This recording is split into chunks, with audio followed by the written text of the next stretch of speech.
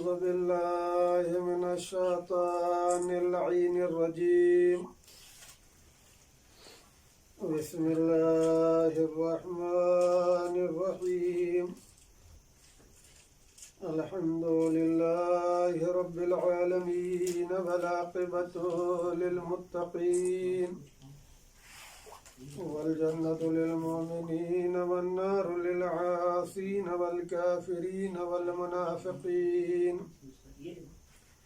والصلاة والسلام على نبي الرحمة وإمام الأئمة وشفيع الأمة والملقب بياسين وطه والمعلم بالكتاب والحكمة والمدفون بأرض المدينة بالقاسم محمد. اللهم صل على محمد وآل محمد وعلى آله الطيبين الطاهرين المعصومين المظلومين المنتخبين المنتجبين الذين أذهب الله عنهم الرجس وطهرهم تطهيرا. اللهم صل على محمد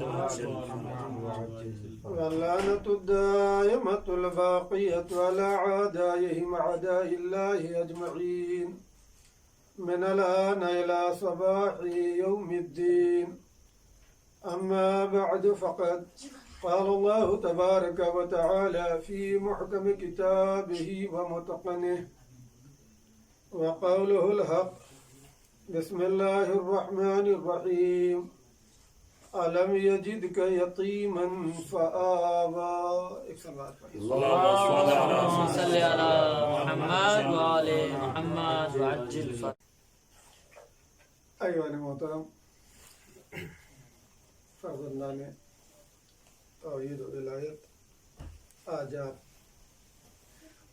اس مناسبت سے بخوبی واقف ہیں اور ابھی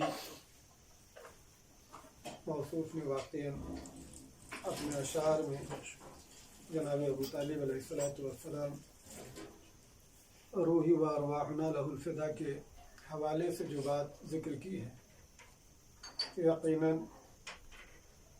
اگر ہم آپ آیات و روایات پہ نظر کریں تو اس میں کوئی شک نہیں ہے کہ پروردگار کا ہر ایک سے مطالبہ ہے کہ تم اچھے امور کو انجام دو، اور اس میں بھی کوئی شک و شبہ نہیں ہے جو بھی اللہ والے ہوتے ہیں وہ اچھے امور کو انجام دیتے ہیں، لیکن ان اللہ والوں میں انگشت بشمار ہی ایسے افراد ہوتے ہیں کہ جب وہ اچھے عمل کو انجام دیتے ہیں تو پروردگار کہتا ہے یہ تمہارا عمل نہیں ہے، یہ میرا عمل ہے۔ سبحان اللہ۔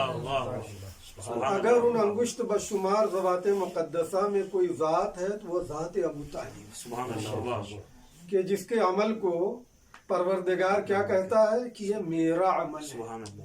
اور یہ اچھے عمل کا انجام دینا یہ ایک الگ ہنر ہے، لیکن اس اچھے عمل کو اس انداز میں انجام دینا یہ ہنر صرف محمد اور آل محمد علیہ السلام کا ہے کہ اس عمل کے کمال کو دیکھ کر پروردگار یہ کہتا ہے یہ تمہارا عمل نہیں ہے، یہ میرا عمل ہے۔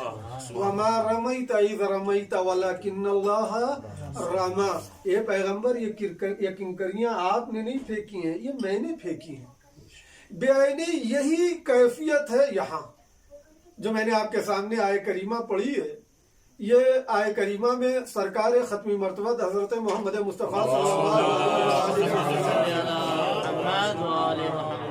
ذات باری تعالیٰ مخاطب ہو کے یہ فرما رہی ہے، ذات باری تعالیٰ کا اعلان ہے، اے میرے حبیب الم یجد کا یتیمن، کیا میں نے جب آپ کو یتیم پایا تو کیا پناہ نہ دی؟ اگر آپ جناب ابو طالب کے حالات اور ان کی عظمت اور ان کی رفعت کے حوالے سے اگر دیکھا جائے تو دو حصوں میں زندگیوں کو تقسیم کرنا پڑے گا، ایک ہے بعثت سے پہلے، ایک ہے بعثت کے بعد۔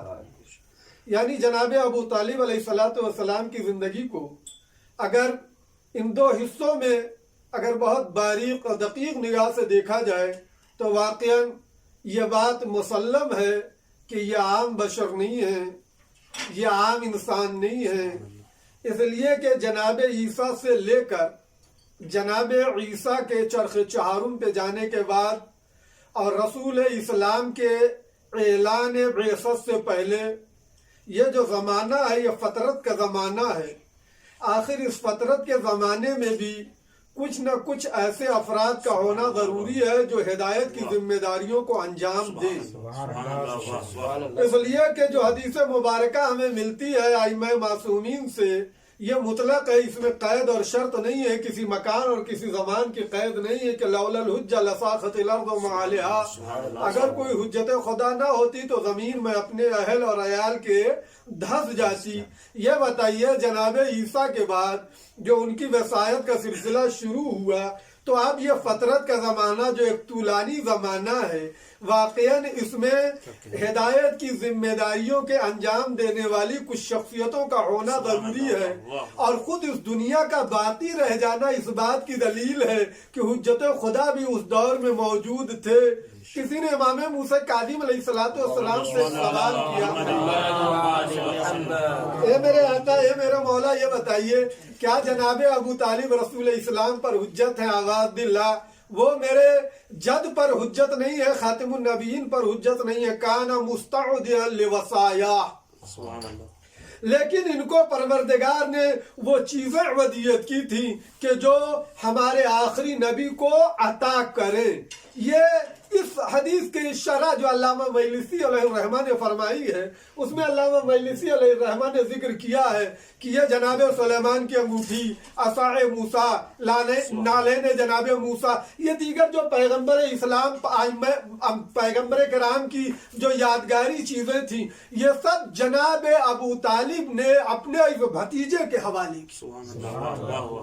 اس کا مطلب یہ ہے کہ واقعاً یہ اوصیاء میں سے ہیں، یہ اوصیاء خدا میں سے، یہ اوصیاء انبیاء میں سے یہ گفتگو، لذا میں آپ کے سامنے صرف عظمت ابو طالب کے حوالے سے چند باتیں ذکر کرنا چاہتا ہوں۔ دیکھیے بعثت سے پہلے میں کسی توحید کے ذکر کروں کہ ابن حجر نے علی صحابہ میں اس بات کو ذکر کیا ہے کہ سرکار ابو طالب کی ولادت عام الفیل کے 35 سال پہلے ہے۔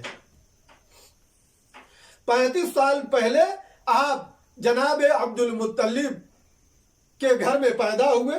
جناب عبد المطلب ایک ایسی شخصیت ہے کہ جس کے سلسلے میں بعض اہل سنت نے تواتر سے نقل کیا ہے کہ ان کا بھی شمار اوصیاء انبیاء میں ہوتا ہے۔ مجھے صرف جناب ابو طالب کے حوالے سے چند باتیں آپ کے سامنے ذکر کرنا، ان کی عظمت کے پیش نظر رکھتے ہوئے ان کی عظمت اور رفعت اور بلندی کو بیان کرنے کے عنوان سے یہ چند باتیں میں آپ کے سامنے ذکر کرنا چاہتا ہوں۔ دیکھیے ولادت کے بعد اور ظاہر سی بات ہے جناب عبد المطلب نے ایک نظر کی تھی۔ میں جلدی سے تمہیدی مرحلے سے گزر کر اس عظمت کی منزلت اور عظمت کو بیان کرنے کی طرف ذرا تیزی سے آگے بڑھنا چاہتا ہوں۔ خلاصے کے طور پر ایک بات ذکر کرنا چاہتا ہوں۔ جناب عبد المطلب نے نظر کی تھی اگر پروردگار مجھے 10 بیٹے دے دے تو میں ایک بیٹے کو راہ خدا میں کیا کروں گا؟ اللہ نے جناب عبد المطلب کے اس نظر کو قبول کر لیا۔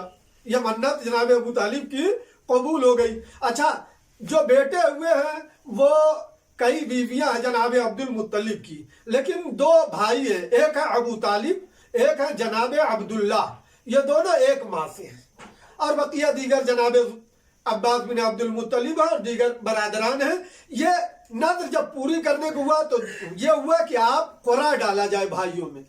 اب جناب عبد المطلب نے اپنے 10 بیٹوں کے درمیان جو قرعہ ڈالا کہ کسے راہ خدا میں قربان کیا جائے تو قرعہ نکلا جناب عبداللہ کے نام۔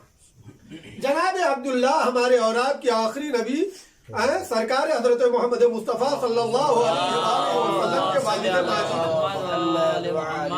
اب جب جناب عبداللہ کے نام یہ قرآن نکلا تو جناب دیگر بھائیوں میں جو سب سے نمایاں نام ملتا ہے وہ جناب ابو طالب۔ ابو طالب بے حد پریشان ہوئے، لیکن پریشانی کا اظہار باپ کے امر کی مخالفت سے نہیں کر رہے ہیں، بلکہ آگے کہہ رہے ہیں بابا یہ میرا بھائی ہے، میں یہ چاہتا ہوں کہ اس کی جگہ آپ مجھے قربان کر دیجیے۔ حضرت اندازہ کیجئے میرے دوستوں، جناب ابو طالب کے اندر جو جذبہ ایثار ہے، وہ جو جذبہ قربانی ہے، وہ کب سے پایا جا رہا ہے، اس بات کو آپ اپنے ذہن میں رکھیے۔ میں نے اس لیے اس بات کو ذکر किया है। लेकिन जनाब अब्दुल्ला ने जनाब अबू तालिब से कहा कि नहीं, मेरे नाम कुरान निकला है तो मैं राह खुदा में कुर्बान हो जाऊंगा। नहीं मेरे दोस्तों, आके दूसरों लोगों ने जनाब अब्दुल मुत्तलिब से कहा कि कोई और चारा जोई कीजिए। किसी ने मशवरा दिया कि ऐसा है कि इनके नाम ऊँटों को रखा जाए, और जो ऊँटों को रखना शुरू किया गया तो 100 ऊँट हुए, और 100 ऊँट के बाद जो कुरान निकला वो ऊँट के नाम निकला। आज भी अगर कोई किसी इंसान को कत्ल कर दे तो उसकी दियत भी 100 ऊँट है। यह जनाब अब्दुल मुत्तलिब के दौर में ये मंजर, जनाब अबू तालिब और जनाब अब्दुल्ला, ये तमाम वाकयात आप अपने आप के अज़हान में यकीनन महफूज है। मैं सिर्फ तमहीदी गुफ्तगू से गुजर के एक बात कहना चाहता हूँ, ये जज्बे ईसार जनाब अबू तालिब के अंदर अपने भाई अब्दुल्ला के मुताल्लिक था। और जाहिर सी बात है, आप तारीख आपकी निगाहों के सामने है, जनाब अब्दुल्ला का इंतकाल हो जाता है सरकार खत्मी मर्तबत की विलादत से पहले पहले, या बाद मौरखीन ने लिखा है कि आप 2 साल के थे तब इंतकाल हो गया है। इस सिलसिले में मौरखीन का इख्तलाफ है। और जब जनाब अब्दुल्ला का इंतकाल हो गया तो जनाब अब्दुल मुत्तलिब ने अपने इस पोते की किफालत की, और किफालत करने की जब 8 साल के सरकार खत्मी मर्तबत हुए, 8 साल हुए हैं, तो उस वक्त जनाब अब्दुल मुत्तलिब का भी इंतकाल हो गया। अब जब जनाब अब्दुल मुत्तलिब का रहलत का वक्त हुआ है तो असदुल गाबा ने 3 कौल नकल किया है। एक कौल ये नकल किया है कि जनाब अब्दुल मुत्तलिब ने अपने तमाम बेटों को बुलाया, और बुलाने के बाद कहा कौन है कि जो मेरे सैयदो सरदार मेरे पोते की किफालत करे। उसमें आपने कुरान डाला। एक कौल यह है कि कुरान डाला, कुरान निकला जनाब अबू तालिब के नाम, कुरान निकला जनाब अबू तालिब के नाम। देखिए वहां जनाब अब्दुल मुत्तलिब ने जब कुरान डाला था तो निकला था जनाब अब्दुल्ला के नाम। वहां ज़िब का मंजिल है, इसीलिए रसूल इस्लाम अक्सर कहा करते थे अनब्नु ज़बीहैन, मैं 2 ज़बीह का बेटा हूँ। एक है जनाब इस्माइल और एक है उनके वालिद माजिद जनाब अब्दुल्ला। यहाँ जब जनाब अब्दुल मुत्तलिब ने कुरान डाला तो ये निकला अबू तालिब के नाम।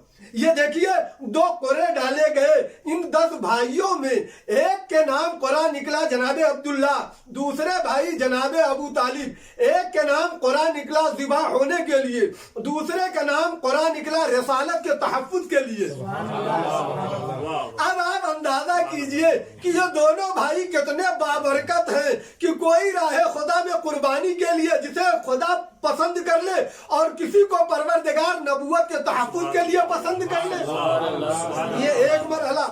और दूसरा जो कौल है, बाद लोग कहते हैं कि तमाम भाइयों को बुलाया और बुलाने के बाद वसीयत की, लेकिन वसीयत सिर्फ जनाब अबू तालिब से की, और कहा कि तुम अपने इस भतीजे की किफालत और हिफाजत करो। सरकार अबू तालिब ने आवाज दी, बाबा आपकी यह हुक्म है, और अगर आप ये भी ना हुक्म ना देते तो भी ये मेरा फर्ज था।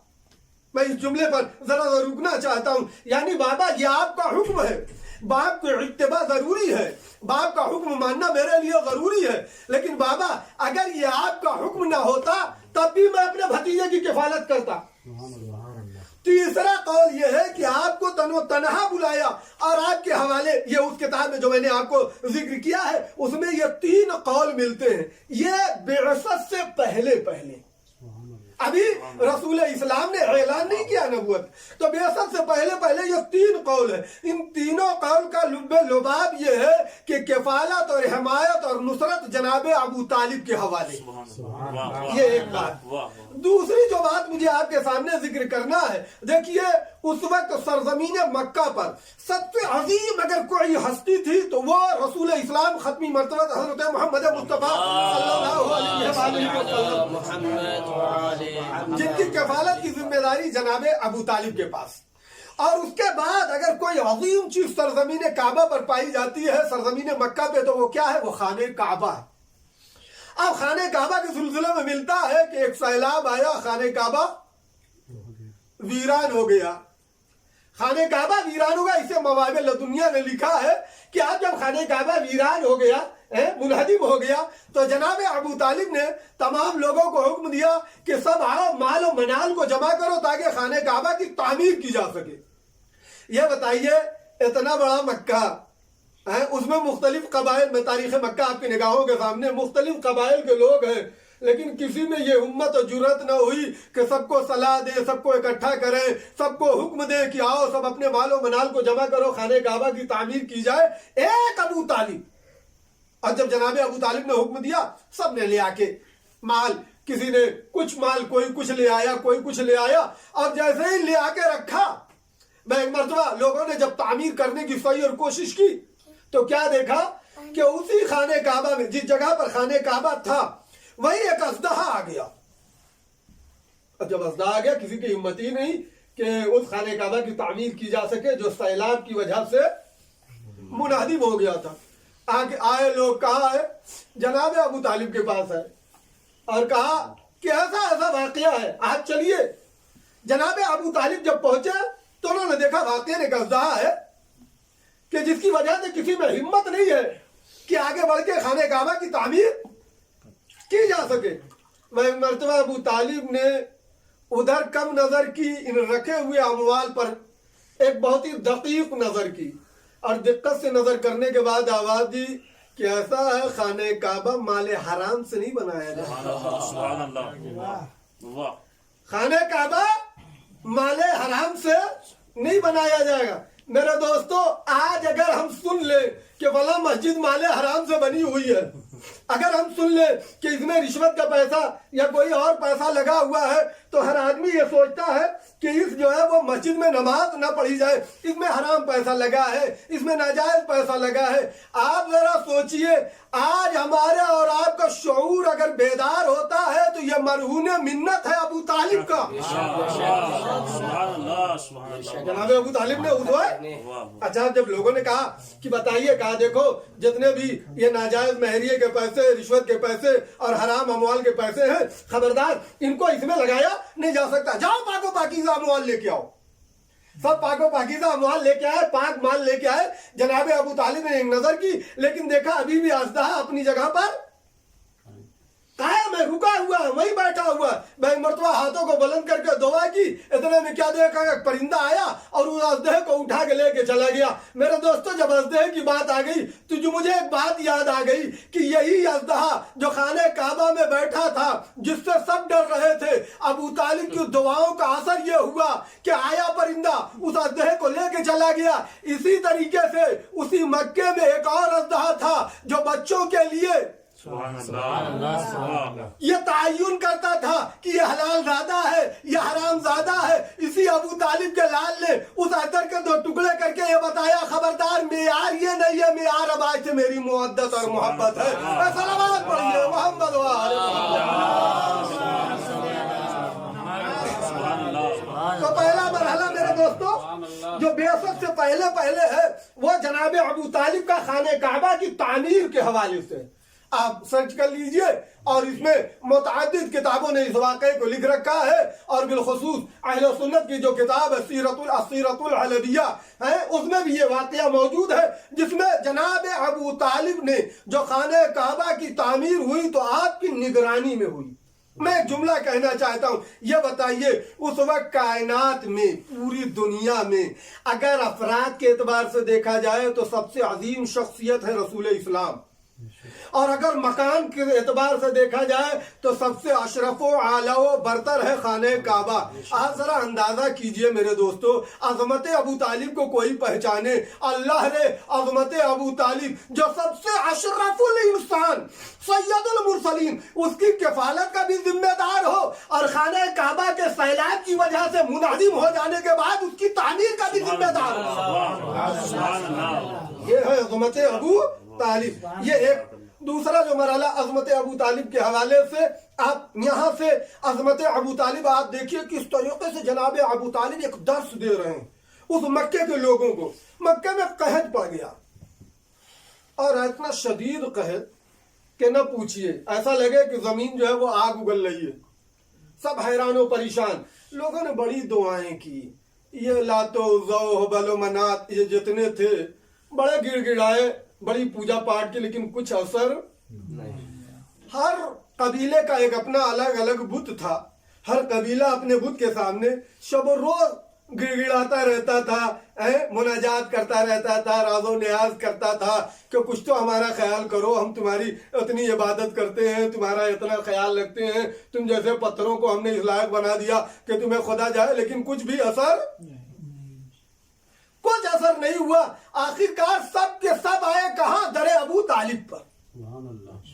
सब आए दरे अबू तालिब पर, और जब जनाब अबू तालिब के दरवाजे पर आए तो उस वक्त सरकार खत्मी मर्तबत की उम्र कमसिन थी, बहुत छोटे से थे, आप कन्नाते में थे। और जैसे ही आए लोग और कहा कि ऐसा ऐसा है, आप हमारे लिए दुआ कर दीजिए। ये बताइए, आदमी किसी के दरवाजे पे कब जाता है? जब हर जगह से मायूस हो जाए तो फिर एक ऐसे दरवाजे पर जाता है जिस पर एतमाद और यकीन होता है। अभी तक ये सोचते थे सब कि हमारे कबीले की नाक बची रहे, हम उनके पास क्यों जाएं, हमारे खानदान की आबरू बची रहे, हम उनके पास क्यों जाएं, हम सब क्यों उनके पास जाएं। कि आप दुआ कीजिए, आप राज़ो न्याज कीजिए, आप मुनाजात कीजिए, हम लोग भी तो दुआ करना जानते हैं, हम लोग भी तो दीन इब्राहिम को थोड़ा बहुत मानते हैं, भी तहरीफ के साथ बहुत सी बातें कबूल करते थे वो लोग। दीन हनीफ के हवाले से दो नजरिए मिलते हैं, इसी में एक नजरिया यह है, कुछ वो लोग थे कि जो दीन इब्राहिम की बात चीजों को मानते थे, बात चीजों को कबूल बिलाखिर उनको तुर्रा था, उनको फख्र था कि हम दीन इब्राहिम, हम दीन हनीफ के मानने वाले हैं। जाहिर सी बात है, वहाँ कबाइल की गर्मा गर्मी थी, जो सरदार रहता था, जो रईस रहता था, उसी के एतबार से लोगों की जिंदगियां तय होती थी। अब जाएं तो कैसे जाएं, लेकिन तारीख ने लिखा मुत्तफक अलैह, तमाम अहले मक्का सब के सब आए दरे अबू तालिब पर। और जनाब अबू तालिब के दरवाजे पर आया तो जनाब अबू तालिब ने किसी से मना नहीं किया, कहा चलो तुम कहते हो तो हम भी दुआ करते हैं। लेकिन दोस्तों, अंदाज निराला था। जाहिर सी बात है, जो बुत परस्त थे वो बुतों से इल्तिजा कर रहे थे, लेकिन जो खुदाए वहदहू ला शरीक का मानने वाला था, उसने कहा ठीक है, अभी तक तुमने बुतों के सामने बहुत जोर लगाया, जोर आजमाई की, तुम्हारे बुतों ने तुम्हें कोई ना फायदा पहुंचाया, मैं अपने ऐसे रब के सामने दुआ करना चाहता हूँ। ये जनाब अबू तालिब अपनी ज़बान हाल से ऐलान कर रहे थे कि पहचानो अहले मक्का। अब जब पहुंचे हैं जनाब अबू तालिब तो तारीख के जुमले हैं कि कंदाते में रसूल इस्लाम को लिए हुए थे, ले जाके अपने भतीजे को खाने काबा की दीवार से मस किया, और मस करने के बाद हाथों को उठाया, आवाज दी, या रब बेहक़्क़े हाज़ल गुलाम इस्तना, ए परवरदिगार तुझे इस गुलाम का वास्ता है, तू हमें और हमारी सरजमीन को सैराब कर दे।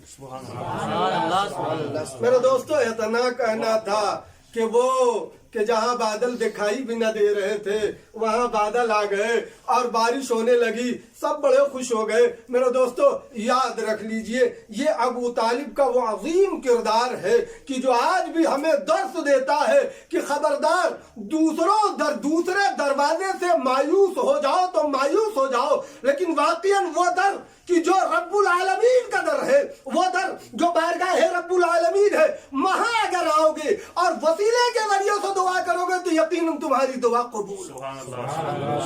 अबू तालिब ये उस वक्त ऐलान कर रहे हैं कि देखो, दुआ ऐसे नहीं कबूल होती है, दुआ कबूल होती है मोहम्मद और आले मोहम्मद के जरिए से दुआ कबूल होती है। यही अंदाज जनाब अबू तालिब का था और यही अंदाज उनकी शरीक हयात जनाब फातिमा बिन्ते असद का भी है कि जब खाने काबा के पास पहुंची है, दर्द से में मुब्तला हुई है, तो किसी और चीज का वास्ता नहीं दिया है, जनाब इब्राहिम का वास्ता दिया है, सहीफे अंबिया का वास्ता दिया है, किताब इलाही का वास्ता दिया है, और अपने मौलूद का वास्ता दिया है। जो शिकम में है वहीं तो मुश्किलें हल हो जाती है। दोस्तों, ये बात तय हो गई, ये अबू तालिब का भी ऐलान है, हर शरीफ इंसान का भी ऐलान है कि देखो, अगर चाहते हो बारगाह खुदाबंदी में दुआएं कबूल हो तो वाहिद रास्ता है मोहम्मद वाले मोहम्मद से वसीले से दुआएं मांगो। सलावत पढ़िए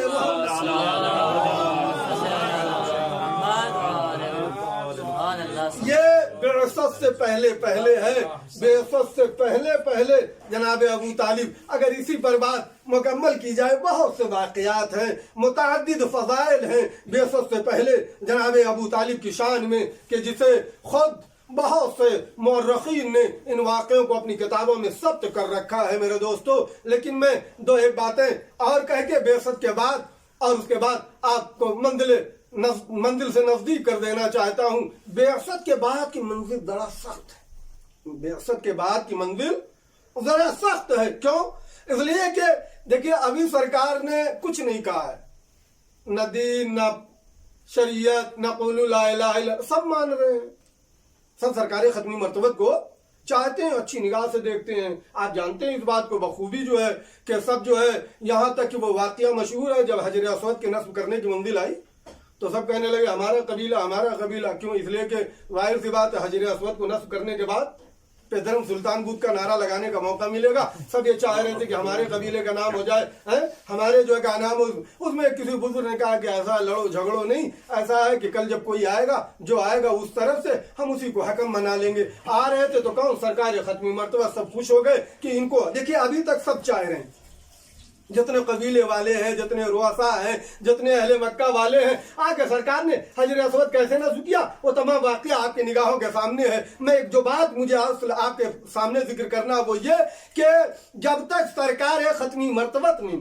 ला इलाहा इल्लल्लाह क़ुलू ला इलाहा इल्लल्लाह तुफ़्लिहू का नारा नहीं बुलंद किया था, सब सरकार को कह रहे थे कि ये अमीन हैं, ये सादिक हैं, ये बड़े अच्छे, सब मोहब्बत कर रहे थे, सब अच्छी निगाहों से देख रहे थे। लेकिन जिस दिन नारा बुलंद कर दिया क़ुलू ला इलाहा इल्लल्लाह तुफ़्लिहू, वो उसी दिन जितनी आंखें थी पता नहीं कौन सी धूल उसमें पड़ गई कि जिसको देखो सब अदावत की निगाह से देख रहे हैं, सब दुश्मनी की निगाह से देख रहे हैं, सब उनसे भाग रहे हैं, दूरी अख्तियार कर रहे हैं। मेरे दोस्तों देखो आज भी मिजाज यही है, आज भी हमारे यहाँ मिजाज ही, जब तक वाह वाह करते रहिए, जब तक तारीफें करते रहिए, जब तक उनकी मदह सना करते रहिए, सब कहते हैं बड़े अच्छे मौलाना है, बड़े अच्छे जाकिर हैं। लेकिन जिस दिन तबलीगी रूप बयान करने लगी है उसी दिन वाकई नजरें बदल जाती है, आंखें बदल जाती हैं, ज़हन बदल जाते हैं। लेकिन जो मुहिब्बान अहले बैत, जो अहले बैत अतहार अलैहिस्सलाम के हकीकी चाहने वाले हैं, उनकी निगाहें लोगों पर नहीं होती है, रज़ाए रब पर होती है। तो इसीलिए सरकार खत्मी मर्तबत ने जिस दिन ये ऐलान किया, अब जाहिर सी बात है पूरे मक्के में आग लग गई, लो ये नया दीन आ गया। होना तो ये चाहिए था, उनको कह देना चाहिए था कि 360 को तो हम मान ही रहे, एक और खुदा। लेकिन बड़ी मुश्किल है, यहाँ नारा है ला इलाहा इल्लल्लाह का नारा है। अच्छा मैं दो बातें और जल्दी से मंजिल तक करीब होना चाहता हूँ कि नमाज का वक्त भी करीब है और मेरे पास वो नहीं है, मोबाइल नहीं है कि मैं वक्त देख सकूं।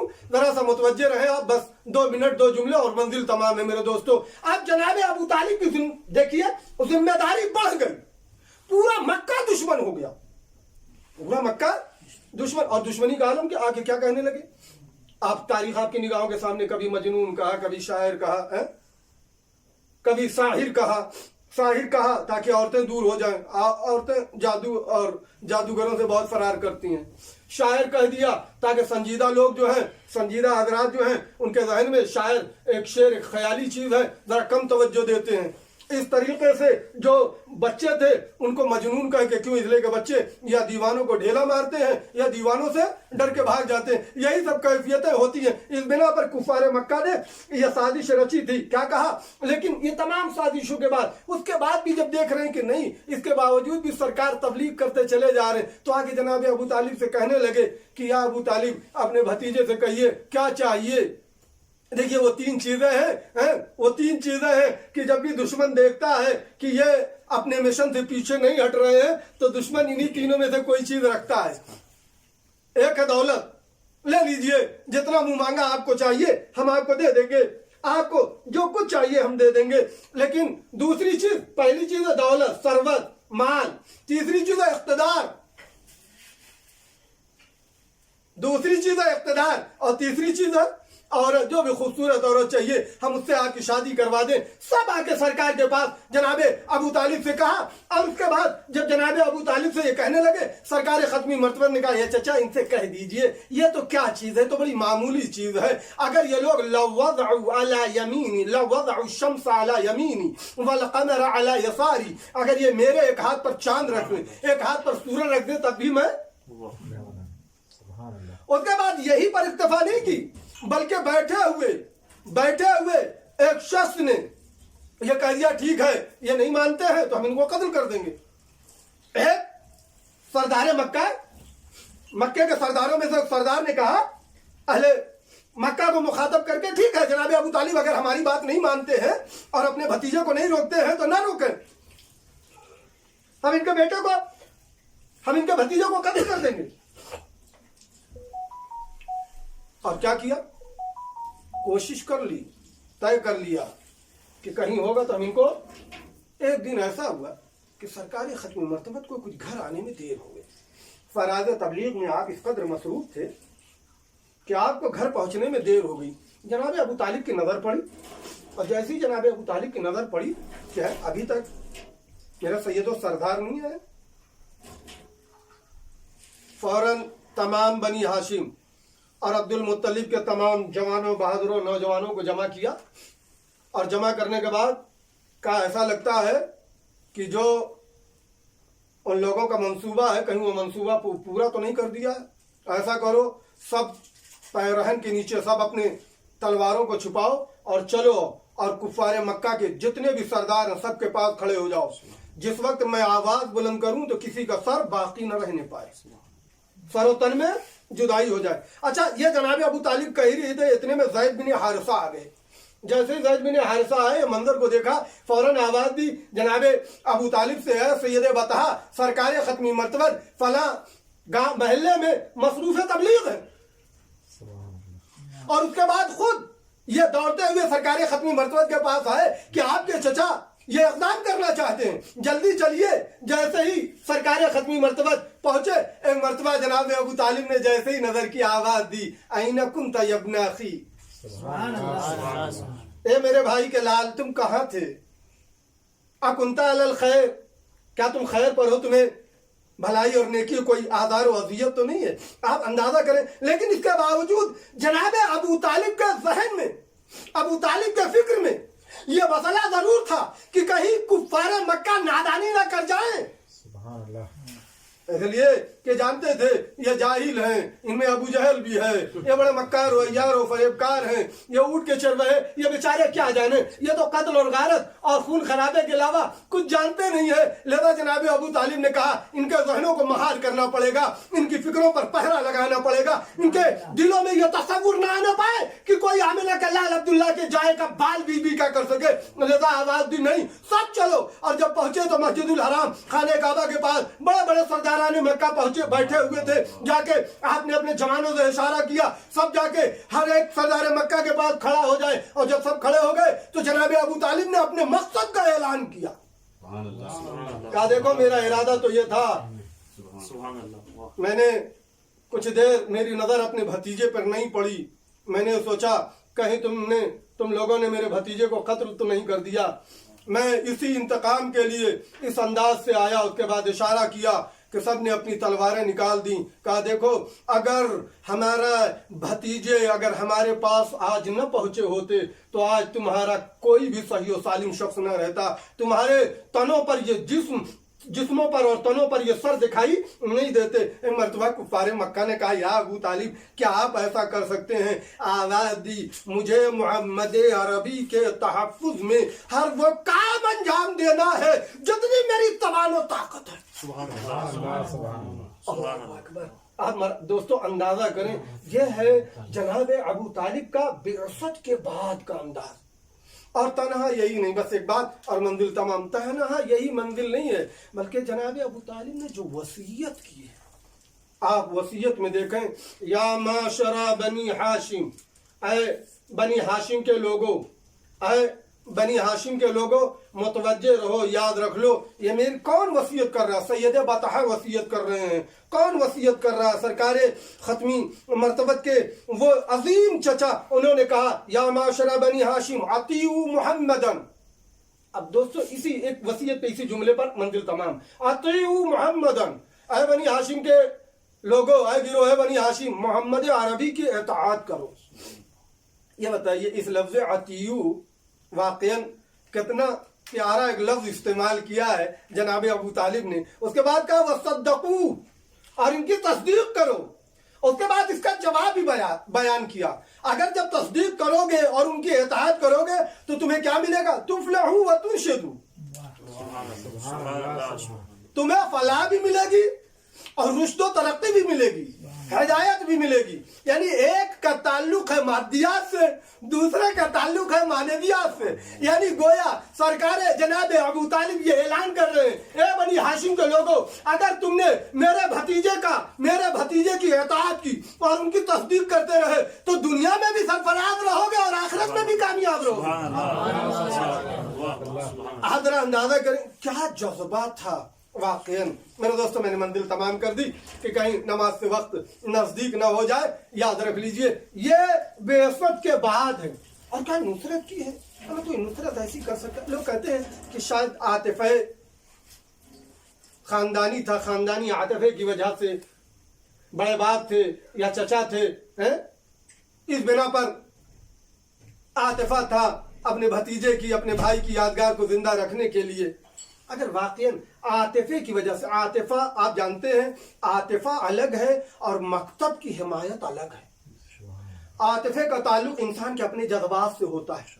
عاطفے کا تعلق انسان اپنے عشیرے اور خاندان اور اپنے ماتحت لوگوں سے ہوتا ہے, اس میں کوئی شک نہیں ہے. عاطفہ کبھی عمومی بھی ہوتا ہے اور کبھی خصوصی ہوتا ہے. میں تمام باتوں کو پھیلانا نہیں چاہتا ہوں, لیکن بعض لوگوں کا یہ تصور ہے کہ سرکار ختم مرتبت کی اس قدر جو کفالت کی, تربیت کی, حفاظت کی, اس میں شاید عاطفہ تھا.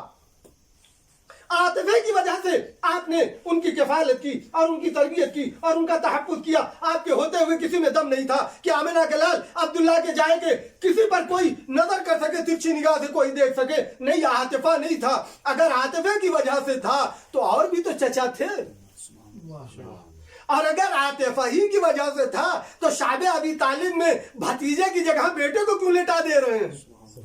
اس لیے عاطفہ سب سے زیادہ اپنے بیٹے کے متعلق زیادہ پایا جاتا ہے. اور جب مولا کائنات نے کہی دیا کہ اے بابا آپ مجھے لٹا دے رہے ہیں تو آپ نے کیا آواز دی؟ اصبرن, نون تاکید ثقیلہ خفیفہ, اصبرن, اے میرے لال اس پر صبر کرو. کیوں؟ اس لیے کہ یہی عقل مندی ہے. اس کے بعد جناب مولا کائنات نے بھی شعر میں جواب دیا, میں وقت زیادہ ہو رہا ہے کہیں نماز اور اذان کا وقت نہ ہو جائے. آواز دی آتامرنی, اے بابا کیا آپ مجھے حکم دیتے ہیں کہ الصبر علی نصرت احمد, کہ میں اپنے نبی آخر احمد کی نصرت پر آپ مجھے حکم دیتے ہیں. اس کے بعد کہتے ہیں کہ ماں کل تو, میں نے صرف اس لیے نہیں کہا ہے کہ کل تو جازین کہ صرف جزا اور فریاد اور شکوے کے عنوان سے کہا ہو, نہیں, بلکہ میں تو یہ چاہتا ہوں سعی لوجہ اللہ فی نصرت احمدہ.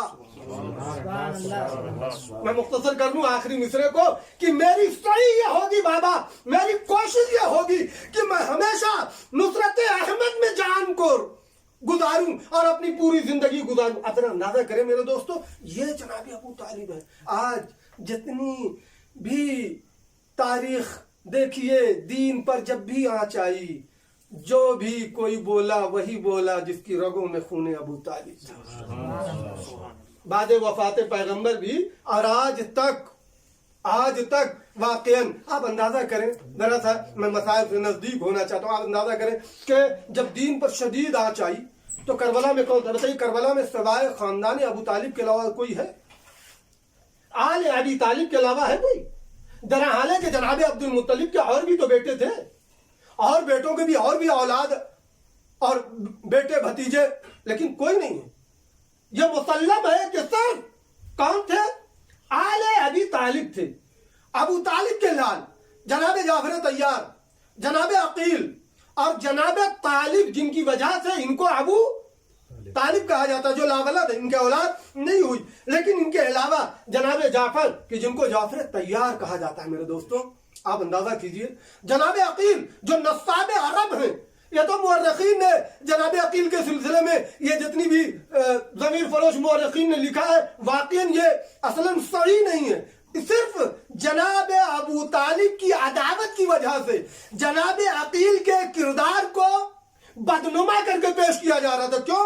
اس لیے کہ رسول اسلام نے کہا ہے جناب عقیل سے, انی احب لک, میں تم سے محبت کرتا ہوں. حبین, دو وجہ سے, ایک تو میرے چچا تم سے محبت کرتے تھے, دوسرا تم میرے بھائی ہو اس لیے میں محبت کر رہا ہوں. اب اندازہ کریں جناب عقیل کے کردار کو جو کہا گیا ہے کہ معاویہ لیل حاویہ کے دربار میں چلے گئے ہیں, نہیں, وہ گئے ہیں تو صرف ولایت کے پیغام کو اہم کرنے کے لیے گئے.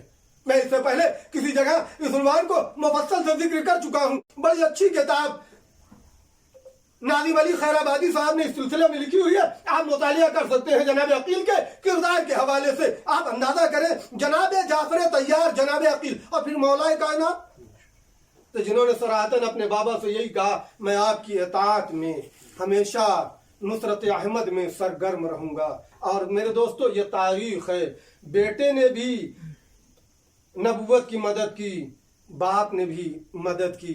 लेकिन एक जुमला कह के मैं मसाइब से नजदीक होना चाहता हूँ। कितनी जंगें मदीने में हुई आपके अज़हान में महफूज है, 84 मुतअद्दिद तारीख में। इन सब जंगों को किसने सर किया? इन सब जंगों में फतह का सेहरा अगर इस्लाम के नाम चढ़ा है तो किसकी वजह से? अमीर कायनात की वजह से। सही है। लेकिन ये बताइए, क्या ये मक्के में 13 साल क्या झड़पें नहीं होती थी? ये मदीने के मक्के की गलियों में, मक्के के चौराहों पर जब रसूल इस्लाम तबलीग के लिए निकलते थे, ये जितनी झड़पें होती थी, अहले मक्का खामोश थे। भाई जो लड़ने के लिए कहाँ तक आ जाएं, ओहद तक आ जाएं, बद्र तक आ जाएं, खंदक तक आ जाएं, भला आप क्या सोच सकते थे जब रसूल इस्लाम मक्के में थे तो क्या इन लोगों ने हंगामा न मचाया होगा, शोर ने? ये जितनी झड़पें होती रहती थी। लेकिन दोस्तों मैं एक जुमला कहना चाहता हूँ अज़मत अबू तालिब पर। मुझे मेरे अमीर कायनात अली बिन अबी तालिब अलैहिस्सलाम को गवाह बना के जुमले कहना चाहता हूँ। ए मेरे आका, ए मेरे मौला, आपने अगर मोहम्मद की और अगर नबूवत की मदद की है तो बतौर बाजू मदद की है, जुल्फ़िकार का सहारा लेके मदद की है। लेकिन कमाल है उस अबू तालिब पर जिसने सरज़मीन मक्का पर हर आने वाले तूफान को खाने नबूवत से रोका है, तो तलवार के जोर पे नहीं, जोरे नजर के जोर पर। उसे अबू तालिब कहते हैं, उसे अबू तालिब कहते हैं। बस मेरे दोस्तों मैंने मंजिल तमाम कर दी। जनाब अबू तालिब के जिनकी उम्र शाब अबी तालिब के बाद 3 साल सख्त जिंदगी है मेरे दोस्तों। शाब अबी तालिब का जो मुहासरा है जिसमें जनाब अबू तालिब मैंने तारीख में पढ़ा है, खुद रात के जनाब अबू तालिब असलहा लेकर सरकार खत्मी मर्तबत की हिफाजत करते थे। अब अंदाजा करें, यह है जनाब अबू तालिब।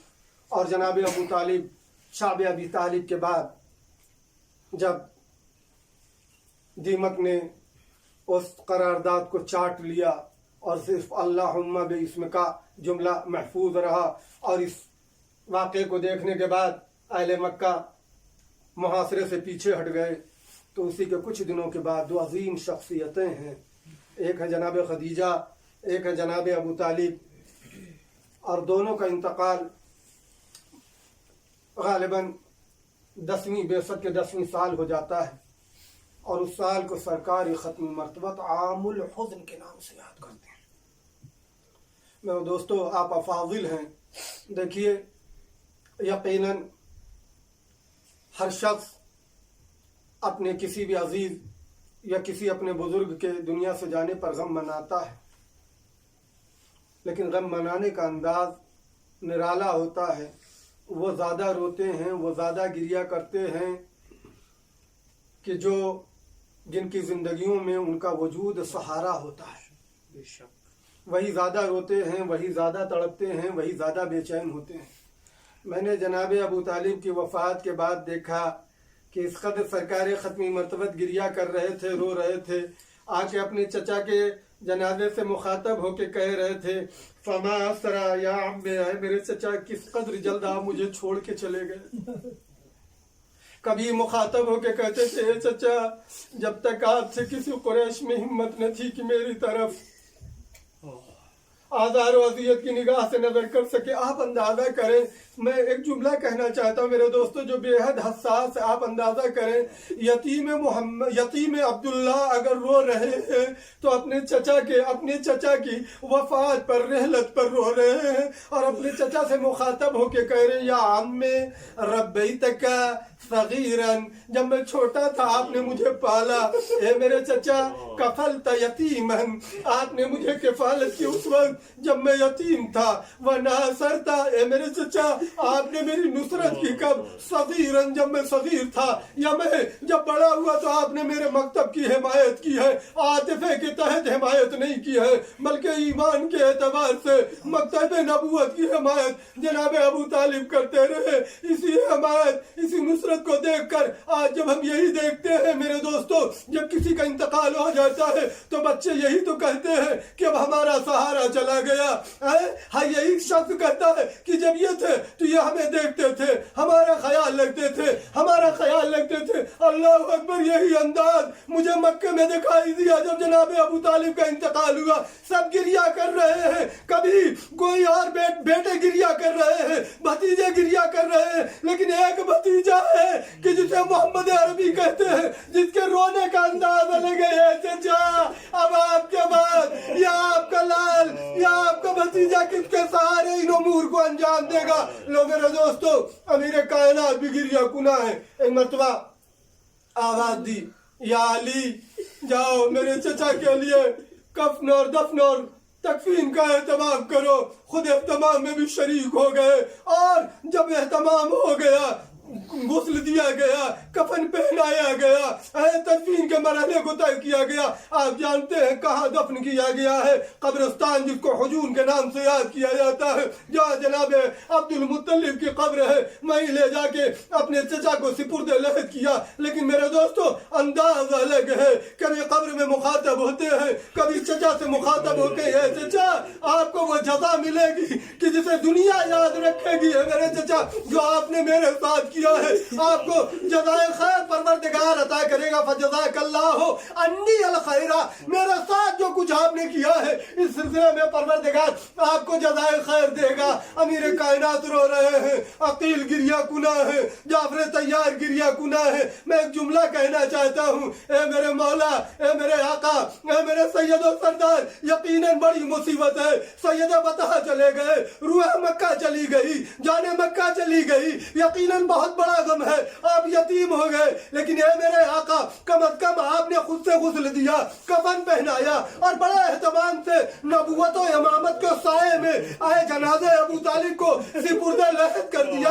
नमाज जनाजा पढ़ाई, तलकीन भी की। तमाम ये जुमलात मिलते हैं, मौरखीन ने लिख रखे हैं, लेकिन एक जुमला कहना चाहता हूँ, ए मोहम्मद अरबी, ये आपने अपने चचा को तो सिपुर्द लहद कर दिया, लेकिन आइए जरा देखिए करबला के मैदान में मैं अमीर कायनात, आपने अपने बाबा को सिपुर्द लहद तो कर दिया, लेकिन हाय करबला के मैदान में एक जवान बेटा है, हाथों में हथकड़ी, पैरों में बेड़ी, गले में खारदार। तो जैसे ही बाप के लाशे पे नजर पड़ी, भाई मतवा चेहरे का रंग बदलने लगा। ज़ैनब कुबरा की नजर पड़ी, भाई के लाशे से उठी, बल्कि भतीजे को गले से लगा ली। ए मेरा लाल, ये मैं क्या दे, ए बुबी अम्मा, कुछ तो है ना जिसको दफन कर दिया गया। हाय मेरा बाबा, इसका लाशा पामाल, हाथों में हथकड़ी, पैरों में बेड़ी। ये बेटा जवानी में इतना मजबूर कि अपने बाबा को सिपुर्द लहद भी नहीं कर सकता। इन्ना लिल्लाह।